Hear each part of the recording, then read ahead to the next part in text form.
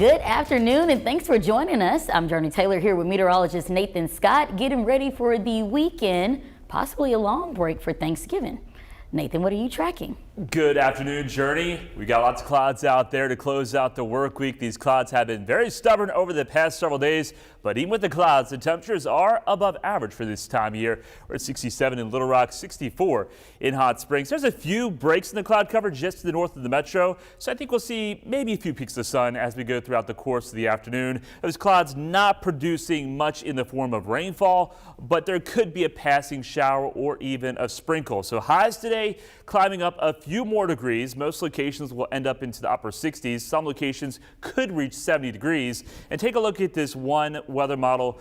This is what we're expecting this afternoon, with that small chance there could be a passing shower or sprinkle through this afternoon and also early this evening. Then the clouds clear out, high pressure builds in, and that's going to set up for a really nice start to the weekend.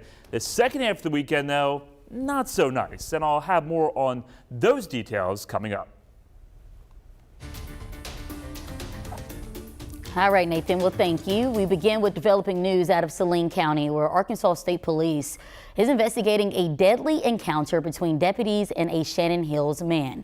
Now, according to ASP, deputies responded to a home on Weston Lane last night about a possibly intoxicated person making terroristic threats.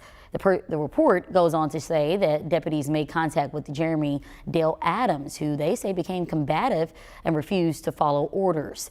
ASP says one deputy fired their taser in an attempt to get Adams under control, and that's when another deputy fired his gun at Adams, hitting him more than once. He was taken to the hospital where he later died. State police are now looking at the case, and they'll hand it over to a prosecuting attorney who will determine whether the use of deadly force was appropriate. And new at noon, Governor Sarah Huckabee Sanders calling on the Arkansas Board of Corrections to make some prison beds available in what she says is an attempt to get violent criminals off the streets. The governor, along with the Attorney General, the Director of State Police, and several others, held a press conference this morning outlining the need for an additional 500 beds. Governor Sanders called out the board for failing to approve the extra space, which is part of the recently passed Protect Arkansas Act.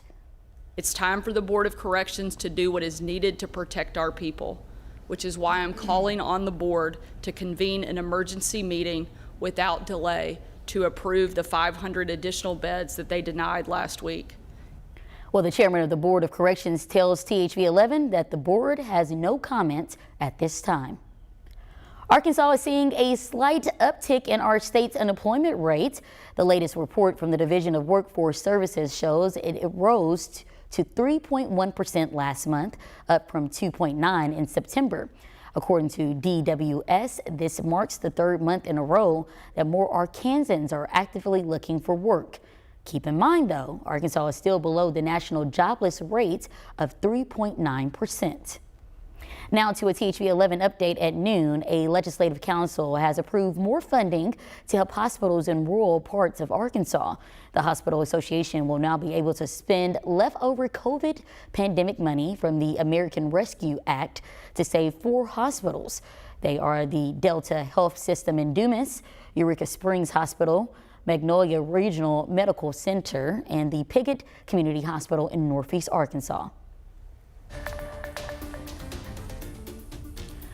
Well, violence in Gaza could be expanding as Israel says its offensive against Hamas may move south, where most Palestinians have taken refuge.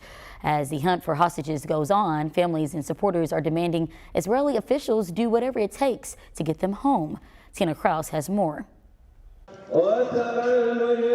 Friday prayers echo across a region reeling from war. Israel's defense minister says the next stage of battle has begun, signaling Israel's offensive in the northern Gaza Strip may move south. That's where Palestinian mother Holu Jarbu is taking refuge and struggling to buy warm clothes for her kids as winter approaches. The war-shattered streets of northern Gaza are empty, and Israel Defense Forces say they're making progress dismantling Hamas. The IDF showed what it says are Islamic Jihad rockets found at a militant base. And this is what Hamas is trying to hide from you. Israeli troops displayed weapons they say were found at the Al-Shifa hospital complex, which Israel and the U.S. believe Hamas used as a command center. RPGs, AK-47s, we see handcuffs. Other hospitals in Gaza are barely functioning, floors filled with patients, many very young. These are innocent children, this Palestinian man says. They're targeting children who didn't do anything wrong. While in the Israeli city of Modi'in, a heartbroken mother buries her 19-year-old daughter, IDF soldier Noah Marciano, who was found dead in Gaza this week alongside another hostage. As protests go on, Israel's government says it's closer than ever before on a possible deal to bring other captives home. Tina Kraus, CBS News, London.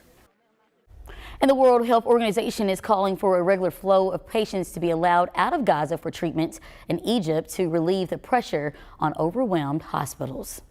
Now, in other news, jury deadlock leads to a mistrial in the case of a former Louisville police officer accused in the death of Jurnee Taylor.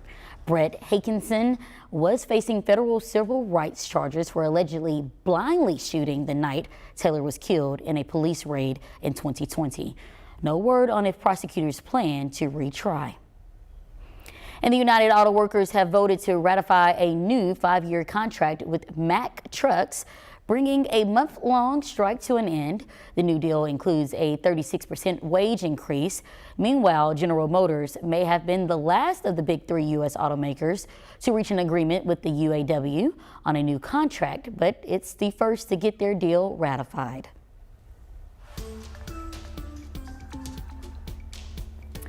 The Arkansas Department of Health is now confirming 3 flu-like related deaths since the start of the flu season.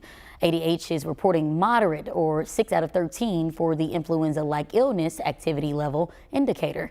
We also know hospital emergency visits are just over 3% for influenza-like illness. Now, with that in mind, you might want to take advantage of an opportunity to get vaccinated. Jefferson Comprehensive Care System is offering free flu shots as well as free HIV testing. That's happening tomorrow from 9:30 a.m. to 1:30 p.m. at Arkansas Baptist College Health Center, and that's in Little Rock on Bishop Street. It's also RSV season, and before gathering for the holidays, doctors and parents have some things they want you to know. Pediatric clinics are experiencing a spike in RSV cases ahead of Thanksgiving, and parents have health top of mind for both them and their babies. Before gathering around the table with loved ones, one doctor is encouraging people to think about who you will be around in their age. If someone sneezes that has RSV and that mucus is on their hands or on a surface, and then that infant is close, then they can contract. Or if you're sick with RSV and you wipe your nose with your hand and then you touch the baby, then there's some exposure there. Doctors also recommend getting the new RSV vaccine for your baby, but keep in mind it might be in short supply depending on what clinic you go to. However, the CDC and FDA announced yesterday they're releasing additional doses of the vaccine to meet the high demand. A college degree can lead to better jobs and higher wages, but nationwide, nearly 40% of students drop out before graduating. One college in New York is now using AI to help spot at-risk students and get them to the finish line. Bradley Blackburn shows us how. John Jay College in New York City educates thousands of students every year, and in the last 2 years they've done something remarkable. The graduation rate has jumped from 50% to more than 80%. How big of a deal is that? It's a huge deal. Dana Prieto is the academic advisor for more than 700 students. It's impossible to follow each one closely, but now a high-tech tool identifies who needs help the most. It just narrows and helps us focus and target the student population that we really need to work with. John Jay shared 10 years worth of student data with a nonprofit called DataKind, which analyzed it using artificial intelligence. More than 75 different indicators feed into a predictive model. It assigns every student a support score, ranking their risk of dropping out. Some of it is grades and enrollment and and whether or not attendance is high. But there are other factors that John Jay brought to that conversation because they know their student body. Many students are Hispanic and Black, statistically less likely to graduate than white and Asian peers. This allows John Jay advisors to proactively reach out before their students are really struggling.